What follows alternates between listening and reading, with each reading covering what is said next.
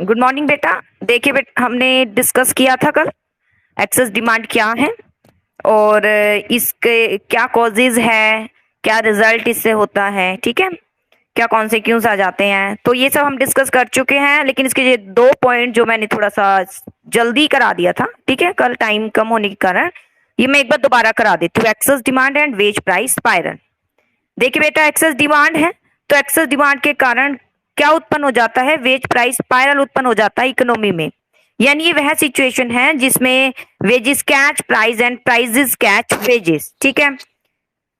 Accordingly economy जो है कौन सी सिचुएशन में चली जाती है, यहाँ पर इन्फ्लेशन में चली जाती है। वह सिचुएशन है जहां पर भारी किया जाता है इन्फ्लेशन। तो इन्फ्लेशन क्यों होता है? क्योंकि यहाँ पर डिमांड तो ज्यादा है, एग्रीगेट डिमांड ज्यादा है और सप्लाई हम एग्रीगेट कर नहीं पा रहे हैं, लेकिन डिमांड ज्यादा बन गई। सप्लाई जितनी कर सकते थे कर दी है, फिर भी डिमांड का प्रेशर है इस सप्लाई पर, एग्जिस्टिंग रिसोर्सेज पर इस डिमांड का प्रेशर आ गया, तो जिसके कारण प्राइस क्या करने पड़ जाते हैं, प्राइस ऑटोमेटिक क्या हो जाते हैं, इंक्रीज। यानी कौन सा काल आ जाता है, इन्फ्लेशन काल, ठीक है। तो यहाँ एक्सेस डिमांड में इन्फ्लेशन काल आ जाता है और डेफिशिएंट डिमांड में डिफ्लेशन आ जाता था। तो वेज प्राइस स्पाइरल उत्पन्न हो जाता है। इसका मतलब क्या होता है, क्योंकि एक्सेस डिमांड के कारण प्रेशर रहता है डिमांड का, ठीक है, डिमांड का प्रेशर बन जाता है एग्जिस्टिंग रिसोर्सेज पर। कॉस्ट ऑफ प्रोडक्शन भी राइज हो जाती है। कॉस्ट ऑफ प्रोडक्शन यानी वेजेस है। जब इन्फ्लेशन चल रहा है तो फिर वेजेस भी क्या करनी पड़ेगी बेटा। फिलहाल यहाँ वेजेस के बारे में और किसी के बारे में डिस्कस नहीं है, क्योंकि एक काल उत्पन्न हो गया है, वेज प्राइस स्पाइरल उत्पन्न हो गया है, सर्कल एक।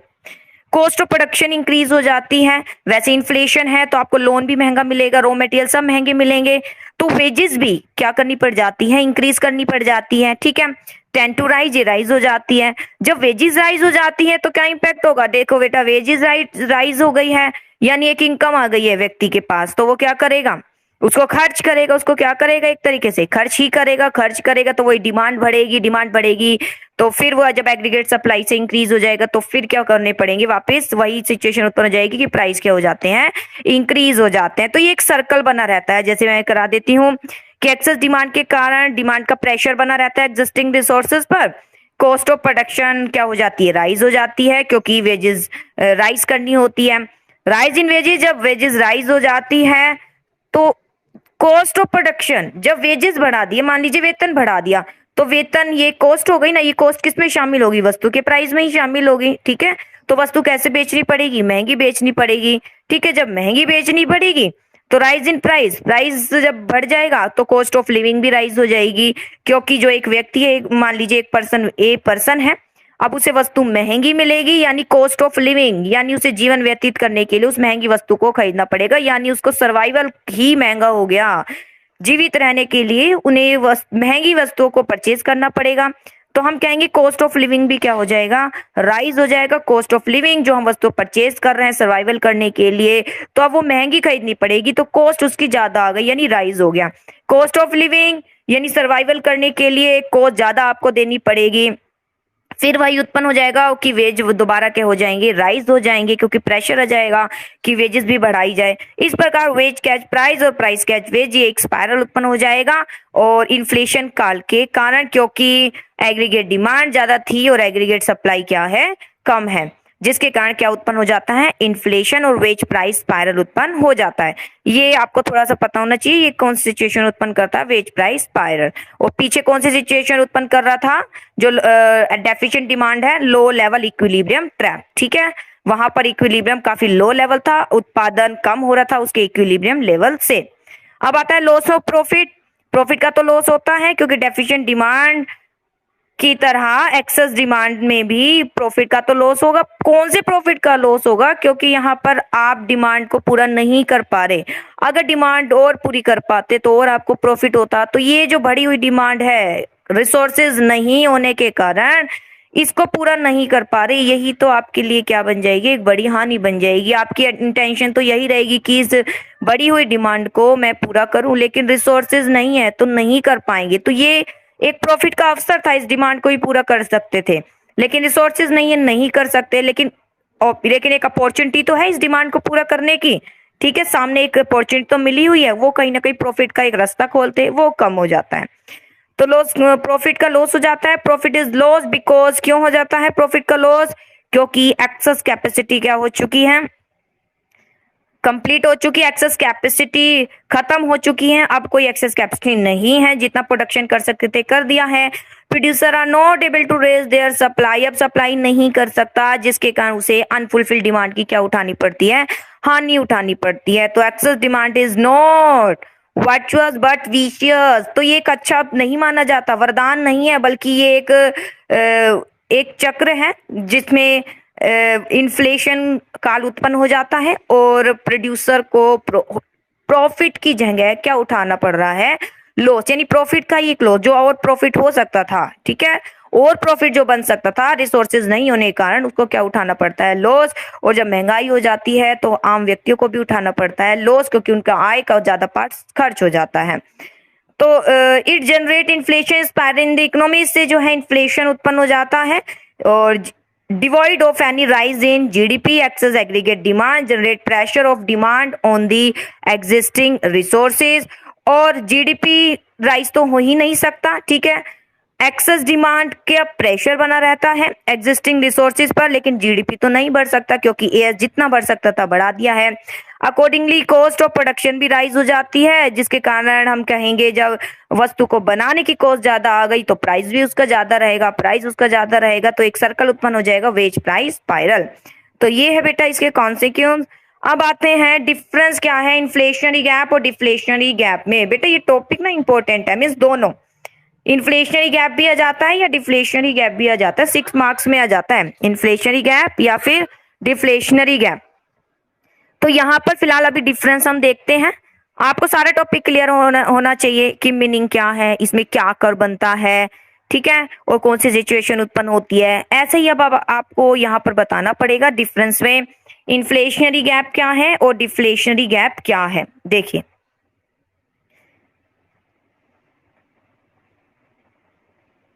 इन्फ्लेशनरी गैप मीनिंग से स्टार्ट करेंगे, इसका अभिप्राय एक्सेस है, क्या है, एक्सेस है एग्रीगेट डिमांड का above its level required to maintain full employment equilibrium in the economy, यानी फुल एम्प्लॉयमेंट, यस, जितना कर सकते थे उतना हमने बढ़ा दिया है, फुल एम्प्लॉयमेंट प्राप्त हो चुका है, उसके बाद भी एडी क्या हो रहा है, बढ़ रहा है, उसे बोलते हैं इन्फ्लेशनरी गैप, यानी जो गैप उत्पन्न हो गया ई से मैंने जो बताया था वो क्या है, इन्फ्लेशनरी गैप। डिफ्लेशनरी गैप क्या है, जिसमें एडी कम होता है, किससे, अपने फुल एम्प्लॉयमेंट लेवल से, यानी एएस को बढ़ा सकते थे लेकिन एडी कम है, ठीक है, तो ये वो स्थिति रहती है जिसे हम बोलते हैं डिफ्लेशनरी गैप मीनिंग। इसके बाद सेकेंड, ये कब उत्पन्न होता है इन्फ्लेशनरी गैप, जब एडी ग्रेटर है और एएस शॉर्ट है, ठीक है, और फुल एम्प्लॉयमेंट प्राप्त हो चुका है।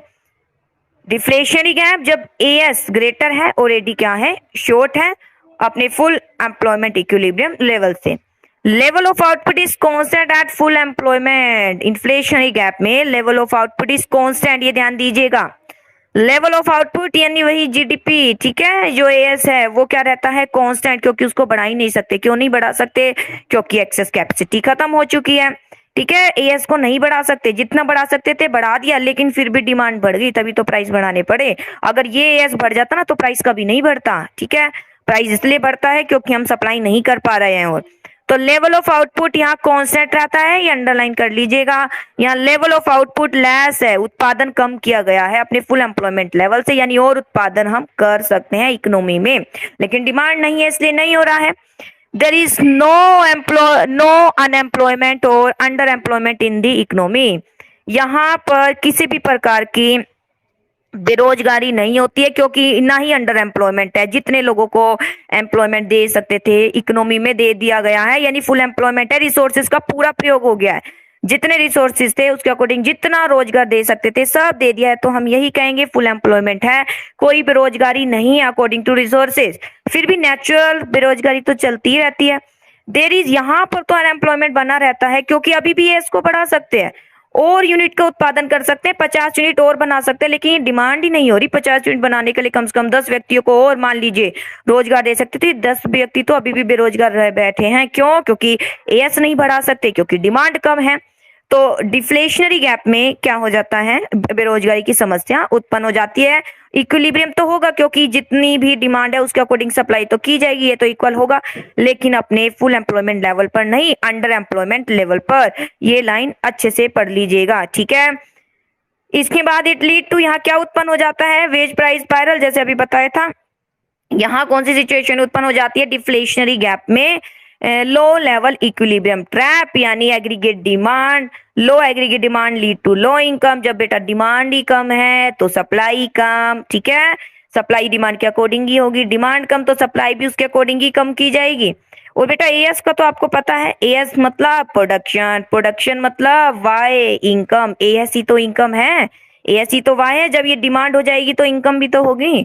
तो एस लीड टू कहीं फिर लो इनकम हो जाती है, एंड लो इनकम के कारण जब इनकम ही नहीं है तो डिमांड भी, एग्रीगेट डिमांड में तो दोनों ही शामिल है ना, consumer plus consumption plus investment, तो आय भी क्या हो जाएगी, कम हो जाएगी। जब एग्रीगेट डिमांड ही कम है तो प्रोड्यूसर इन्वेस्टमेंट भी कम करेगा, इन्वेस्टमेंट कम तो बस वही बात है कि आय भी, इकोनॉमी में जो आय का एक सर्कल चल रहा है वो क्या हो जाएगा, कम हो जाएगा। तो ये सिचुएशन उत्पन्न हो जाती है किसके अंतर्गत, इन्फ्लेशनरी और डिफ्लेशनरी गैप में। ये तो बेटा डिफरेंस अच्छे से आपको पता होना चाहिए, एक बार फिर रिपीट करा देती हूँ ताकि टॉपिक क्लियर हो जाए। इन्फ्लेशनरी गैप जिसमें एडी ग्रेटर है, ठीक है, एएस से, यानी फुल एम्प्लॉयमेंट लेवल प्राप्त हो चुका है और एडी अपने फुल एम्प्लॉयमेंट लेवल से अबो है। डिफ्लेशनरी गैप में एडी अपने फुल एम्प्लॉयमेंट लेवल से बिलो है, खत्म। इन्फ्लेशनरी गैप कब है, जब एडी ग्रेटर है, ठीक है, किससे, एएस से, और डिफ्लेशनरी जब एडी शॉर्ट है, किससे, एएस से, खत्म। अब यहाँ पे आउटपुट का बताइए, जीडीपी में क्या आउटपुट उत्पादन बढ़ा सकते हो, जैसे हमने ये लाइन शो करी थी ना, यहाँ पर इस तरीके से लाइन ये शो कर रहे थे, ठीक है, क्या ऐसे ये दो लाइनें मतलब कि उत्पादन यहाँ से यहाँ तक किया जा सकता है, ठीक है, क्या ये उत्पादन बढ़ाया जा सकता है, नहीं जी, इन्फ्लेशनरी गैप में उत्पादन नहीं बढ़ाया जा सकता, आउटपुट कांस्टेंट ही रहेगा, क्योंकि जितना एएस बढ़ा सकते थे बढ़ा दिया, अब नहीं बढ़ा सकते, यहाँ पर तो कम है, बढ़ा सकते हैं। यहाँ पर इन्फ्लेशनरी गैप में बेरोजगारी नहीं रहती है क्योंकि रिसोर्सेज का पूरा प्रयोग हो गया है, फुल एम्प्लॉयमेंट प्राप्त हो चुका है।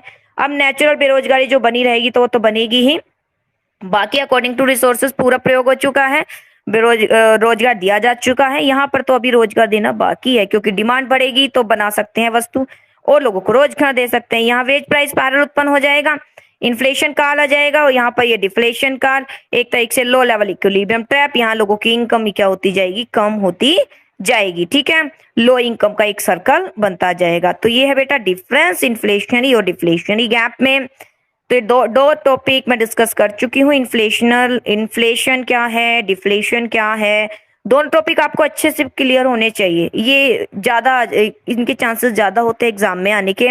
चलिए अब आता है नेक्स्ट हॉट क्वेश्चन, हम पढ़ लेते हैं। हाउ डज प्रोपेंसिटी, तो बेटा प्रवृत्ति, आपकी प्रवृत्ति क्या है, ठीक है, consume affect aggregate demand function, तो प्रोपेंसिटी टू कंज्यूम मतलब एमपीसी, बेटा एमपीसी का क्या प्रभाव पड़ेगा एग्रीगेट एडी फंक्शन पर, तो आपको पता है अगर एमपीसी ज्यादा है, एमपीसी ज्यादा मतलब लोगों के खर्च करने की प्रवृत्ति ज्यादा है तो एडी बढ़ जाएगा, एमपीसी कम है तो एडी नीचे आ जाएगा, खत्म।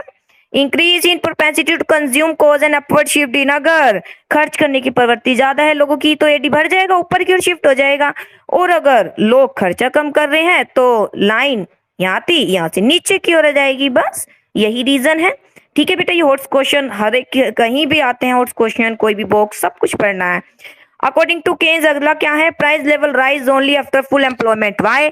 अब यहाँ पर ये कह रहा है कि केन्स कहता है कि प्राइस तभी बढ़ता है, प्राइस केवल तभी बढ़ता है जब फुल एम्प्लॉयमेंट प्राप्त हो चुका है, ठीक है, उसके बाद ही प्राइस बढ़ता है, ठीक है, वाई, ऐसा क्यों, तो थोड़ा सा अगर आप दिमाग लगाए तो आपको पता है कि जब तक एएस बढ़ रहा है तब तक प्राइस नहीं बढ़ेंगे। एएस मतलब जब तक आप वस्तु को प्रोडक्शन कर सकते हो, जितनी वस्तु का उत्पादन करके बेच सकते हो, इकोनॉमी में जितना प्रोडक्शन हो सकता है उतना हो रहा है, अगर डिमांड बढ़ रही है उतना प्रोडक्शन हम कर पा रहे हैं, तब तक प्राइस नहीं बढ़ेगा। प्राइस तब बढ़ेगा कि जितना हम एएस बढ़ा सकते थे बढ़ा दिया है, जितना प्रोडक्शन कैपेसिटी थी सब रिसोर्सेज का प्रयोग कर दिया, फिर भी आकर डिमांड है, फिर भी लोग डिमांड कर रहे हैं, फिर भी लोग क्या कर रहे हैं, डिमांड कर रहे हैं, तो ये स्थिति किसको शो करती है, प्राइस लेवल क्या हो जाते हैं, rise.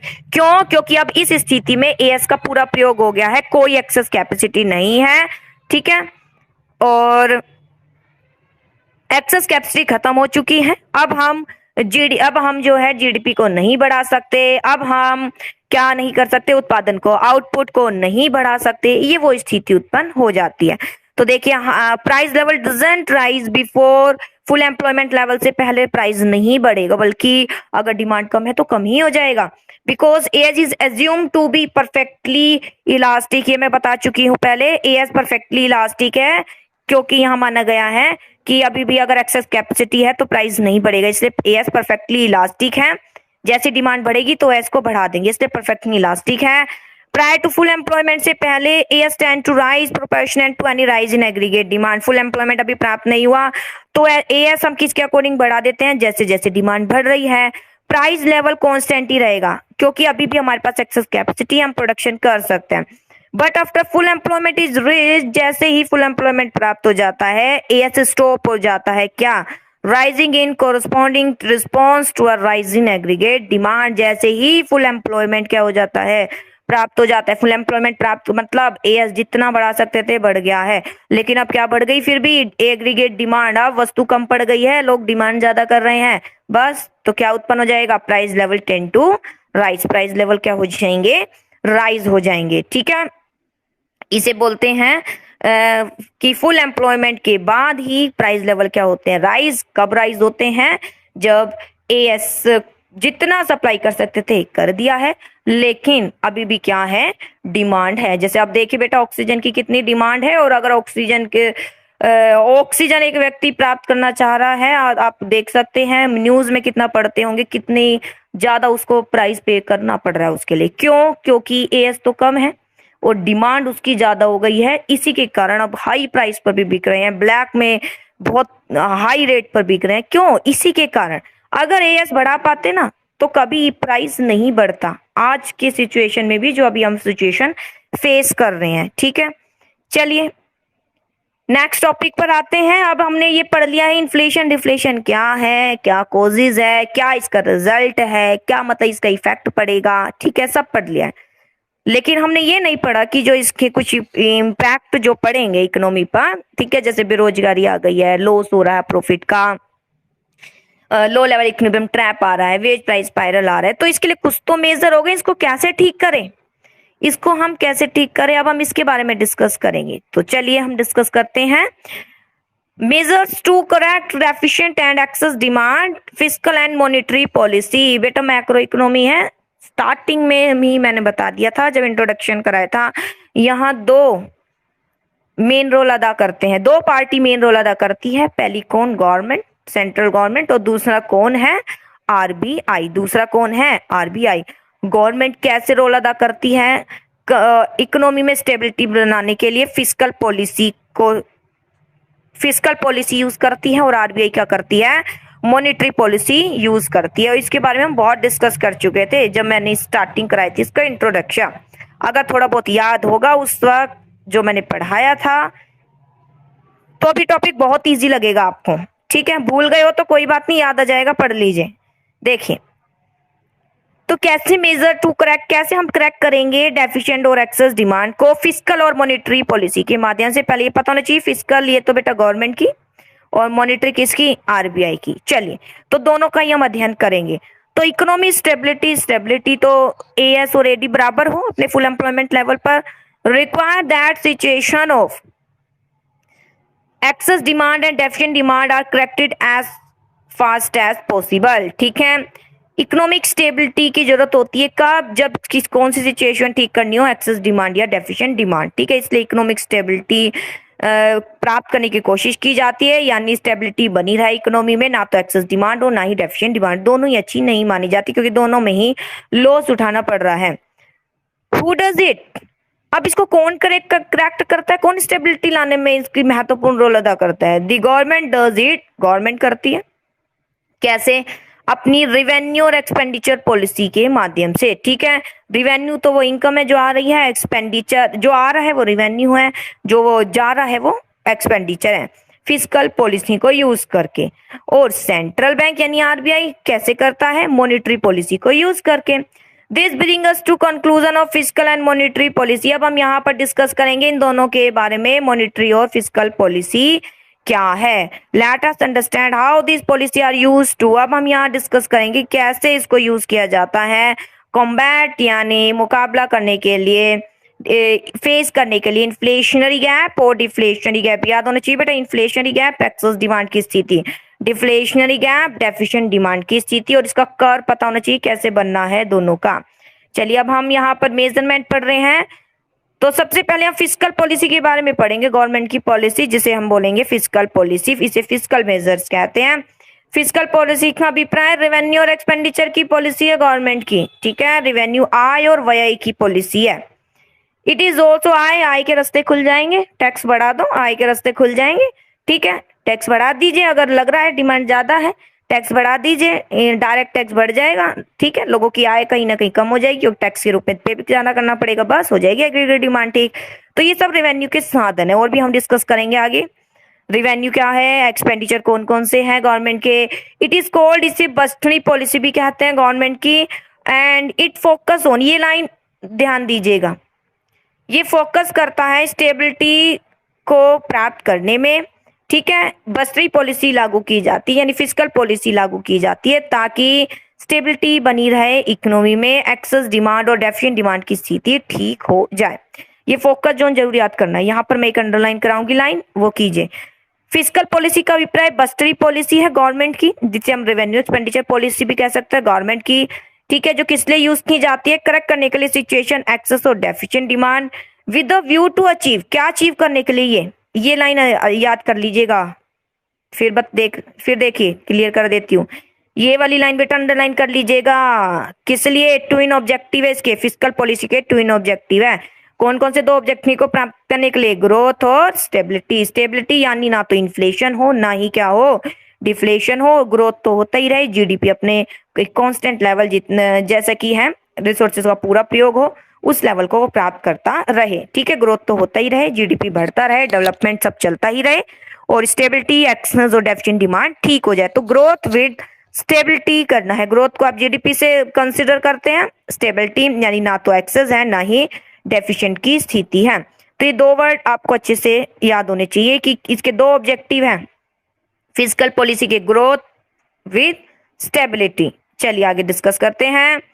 Component of fiscal policy and the way these are use, क्या क्या कंपोनेंट है, अब कैसे हम इसको ठीक करेंगे। फिस्कल पॉलिसी समझ ली, रेवेन्यू और एक्सपेंडिचर की है, लेकिन समझ नहीं आ रहा कैसे इसको हम शो करेंगे। चलिए समझते हैं। तो along with each component we are describe the way used to crack the, हम सिचुएशन देखेंगे एक्सेस और डेफिशिएंट डिमांड को कैसे ठीक करेगी गवर्नमेंट अपनी फिस्कल पॉलिसी को लागू करके। चलिए देखते हैं कैसे ठीक करेगी।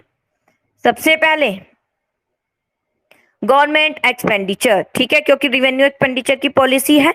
तो सबसे पहले हम देखते हैं गवर्नमेंट एक्सपेंडिचर। आपने पीछे भी देखा था ना, हमने ओपन इकोनॉमी में हम पढ़ रहे थे, यानी 3 सेक्टर में आ जाता है गवर्नमेंट, ठीक है। गवर्नमेंट एक्सपेंडिचर, गवर्नमेंट कंज्यूमर भी है, प्रोड्यूसर भी है, ठीक है। दोनों ही एक्सपेंडिचर जो वो कम कर देती है तो एग्रीगेट डिमांड डेफिशिएंट हो जाता है, जब वो इंक्रीज कर देती है तो एग्रीगेट डिमांड इंक्रीज हो जाता है, ठीक है। एक्सपेंडिचर इंक्रीज हो गया इकोनॉमी में, तो इसके बारे में आपको बताना है गवर्नमेंट एक्सपेंडिचर कौन से करते हैं। इस प्रिंसिपल कंपोनेंट है फिस्कल पॉलिसी का, ठीक है। कंपोनेंट है, महत्वपूर्ण तत्व है, एक्सपेंडिचर रेवेन्यू ही तो करती है। गवर्नमेंट ऑफ कंट्री इंकर वेरियस टाइप ऑफ एक्सपेंडिचर, विभिन्न प्रकार के एक्सपेंडिचर करती है। कौन कौन से एक्सपेंडिचर, जैसे पब्लिक वर्क प्रोग्राम, जैसे कि रोड, डैम, ब्रिज, इन पर खर्चा करती है। लोगों की एजुकेशन, पब्लिक के वेलफेयर प्रोग्राम के लिए, ठीक है, खर्चा करती रहती है।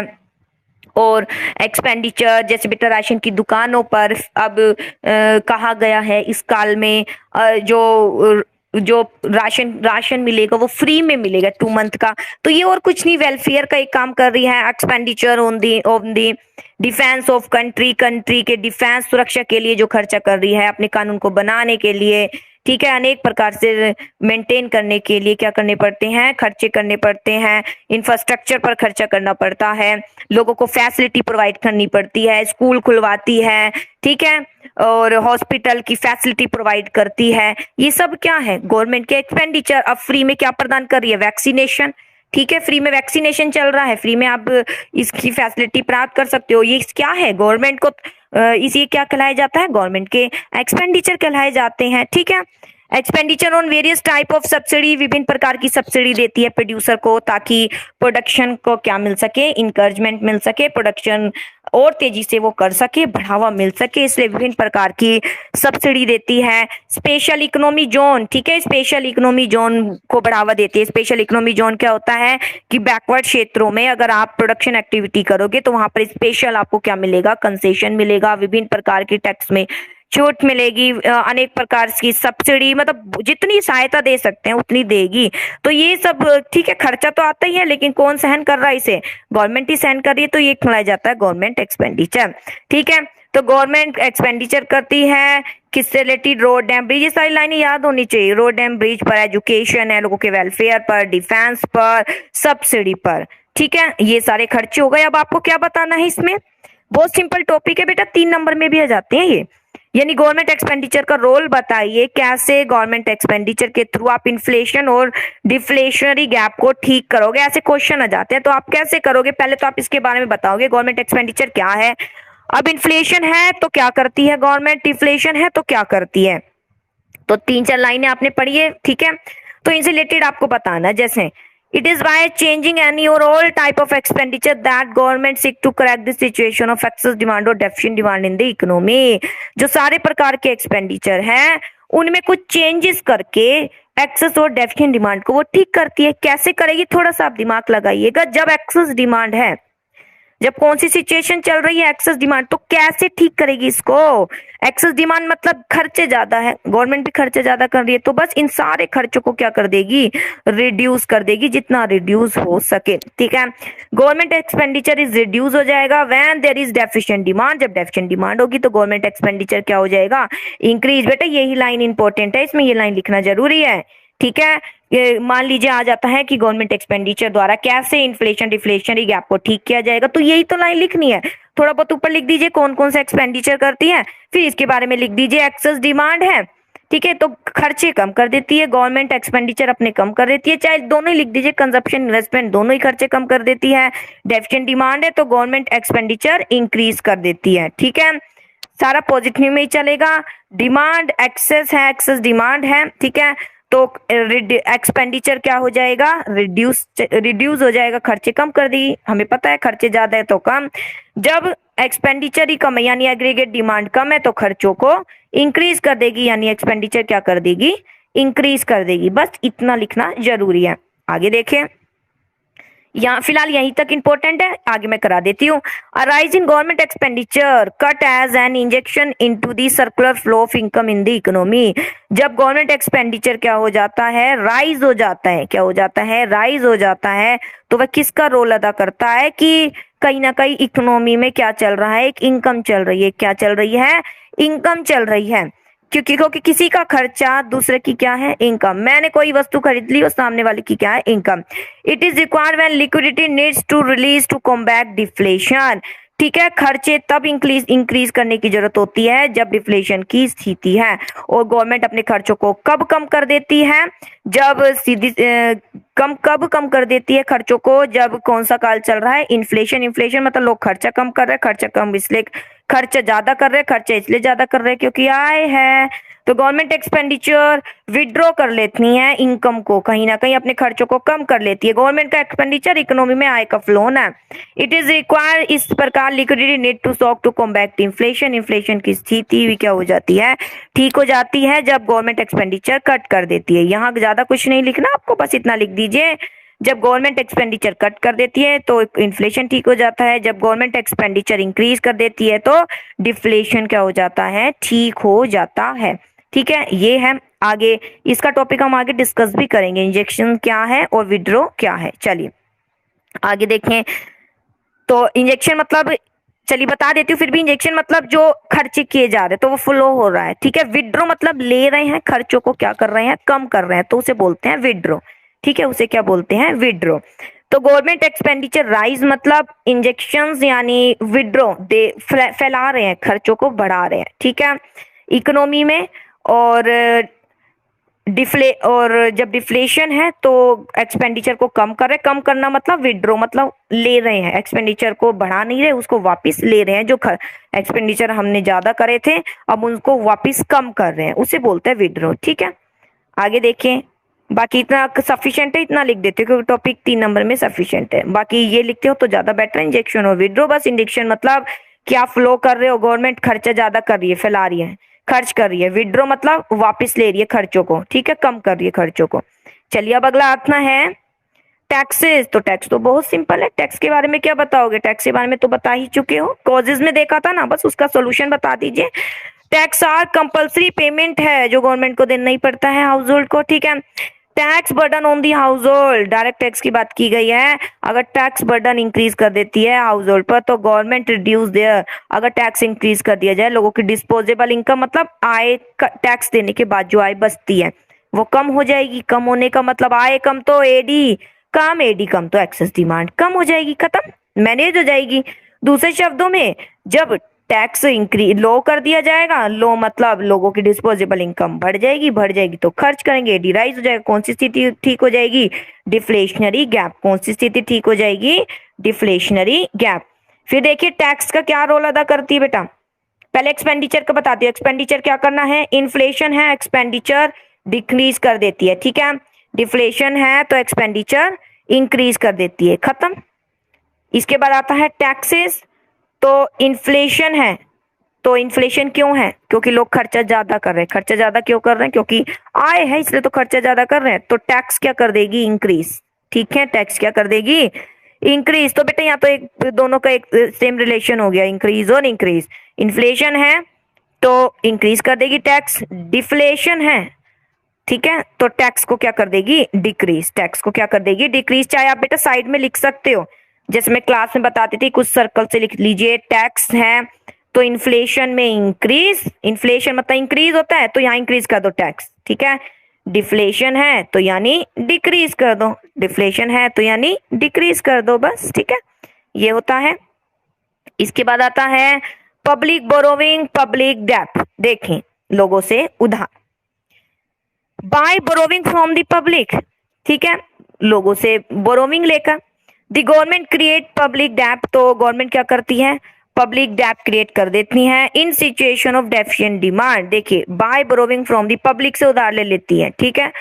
पब्लिक से क्या ले ली है, उधार। लोगों को स्कीम जारी कर रही है, जैसे बहुत से आपने बिजनेस में भी पढ़ते हो, ठीक है, ट्रेजरी बिल जारी करती है, ठीक है, बॉन्ड्स जारी करती है, तो गवर्नमेंट बॉन्ड कहलाए जाते हैं। तो लोग इसमें क्या कर सकते हैं, बहुत सी संस्थाएं क्या कर सकती है, इसमें अपनी मनी दे सकती है। तो by borrowing from the public, लोगों से उधार ले लिया। इकोनॉमी में तो हम ही तो है, हम ही है प्रोड्यूसर, हम ही कंज्यूमर है, चाहे किसी से भी लीजिए। तो इनसे ले लिया मनी, बोरोविंग लोगों से उधार लेकर, लोगों से पैसा ले लिया। गवर्नमेंट क्रिएट पब्लिक डेट, तो गवर्नमेंट के लिए तो उधार उत्पन्न हो गया, लोगों से मनी लिया तो देना भी है।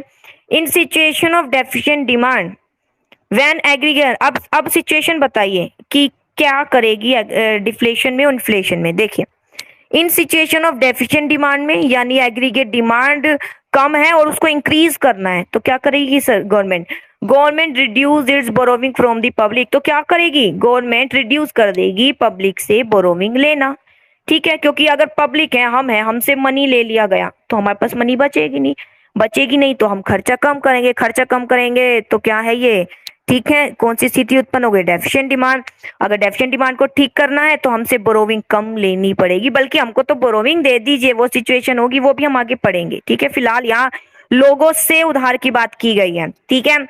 तो गवर्नमेंट रिड्यूस कर देती है अपनी बोरोविंग, किससे, फ्रॉम दी पब्लिक, ठीक है। तो पब्लिक से बोरोविंग कम कर देती है, so that people are left with greater liquidity. अब लोगों के पास लिक्विडिटी यानी कैश बच जाता है और वो खर्चों को ज्यादा बढ़ा सकती है, इससे डेफिशिएंट डिमांड ठीक हो जाएगी। अब रिवर्स कर दीजिए, एक्सेस डिमांड में क्या होगा, एक्सेस डिमांड, जहां पर डिमांड ज्यादा है अब उसको कम करने की जरूरत है, यहाँ लिखा हुआ है डिमांड को अब कम करने की जरूरत है। तो कैसे कम करेगी, डिमांड इसलिए है क्योंकि उन लोगों के पास मनी है, मनी ले लीजिए ना, तो गवर्नमेंट क्या करेगी, स्टैप ऑफ पब्लिक से जहां ज्यादा बोरोविंग लेगी उनको अच्छे रेट ऑफ इंटरेस्ट देगी, ठीक है, अच्छे रेट ऑफ इंटरेस्ट प्रदान करके लोगों से उधार लेगी। इस प्रकार रिड्यूस कर देगी लिक्विडिटी विद दी पीपल, ठीक है, लोगों के पास लिक्विडिटी कैश कम हो जाएगा और एग्रीगेट एक्सपेंडिचर क्या हो जाएगा, रिड्यूस हो जाएगा, एक्सेस डिमांड क्या हो जाएगी, मैनेज हो जाएगी। तो ये है बेटा पब्लिक डेब्ट।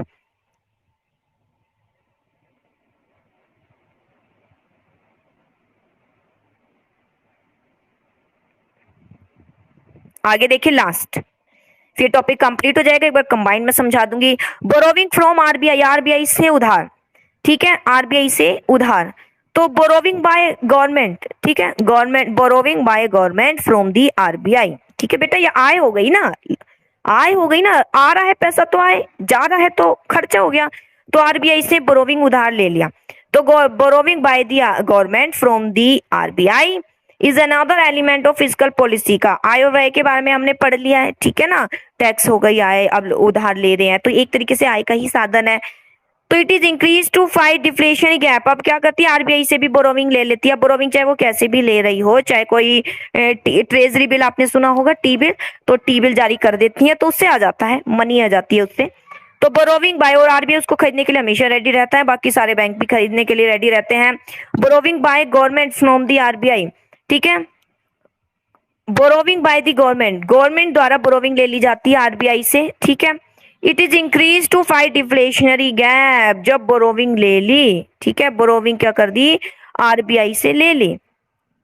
It is increase to fight, अगर डिफ्लेशनरी, ये एक और एलिमेंट है, अगर डिफ्लेशनरी गैप से फाइट करना है, and reduce to fight inflationary gap, और इन्फ्लेशनरी गैप को रिड्यूस करना है तो क्या किया जाएगा, देखिए, high borrowing release greater liquidity in the economy as required to correct deflationary gap. देखिए क्या है, high borrowing release greater liquidity in the economy as required to correct deflationary gap. देखिए बोरोविंग फ्रॉम आरबीआई, आरबीआई से उधार, तो क्या करेगी, RBI से उधार लेके उसको आगे फ्लो कर देगी, आगे दे देगी।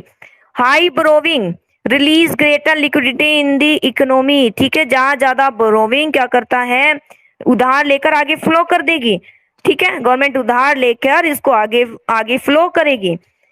बोरोविंग उसको मतलब आगे आरबीआई से लेगी और फिर उसको कहीं ना कहीं खर्चा कर देगी, चाहे किसी भी डेवलपमेंट कार्य पर। बोरोविंग रिलीज, इसमें कहा ज्यादा बोरोविंग किस लिए लेगी बेटा, कहीं ना कहीं कोई तो किसी रीजन से तो ले रही होगी, खर्च करने के लिए ही तो लेगी। हाई बोरोविंग के कारण great liquidity in the economy, तो वो खर्चा ही करेगी बोरोविंग लेकर आगे। आप लोन किस लिए लेते हो, खर्च करने के लिए, ऐसे ही गवर्नमेंट क्यों लेगी, आगे कहीं ना कहीं डेवलपमेंट किसी भी कार्य पर खर्च करेगी, ठीक है। तो हाई बोरोविंग के कारण लिक्विडिटी बन जाएगी इकोनॉमी में एज रिक्वायर्ड टू करेक्ट, इस प्रकार डिफ्लेशन गैप ठीक हो जाएगा। जब बोरोविंग रिड्यूस हो जाएगी, यानी कम मनी ले रही है तो कम इकोनॉमी में फ्लो कर रही है, खर्चा भी कम कर रही है, तो लिक्विडिटी कम हो जाएगी, सीधी सी बात है, ठीक है, सिंपल सी, इन्फ्लेशन गैप क्या हो जाएगा, ठीक हो जाएगा।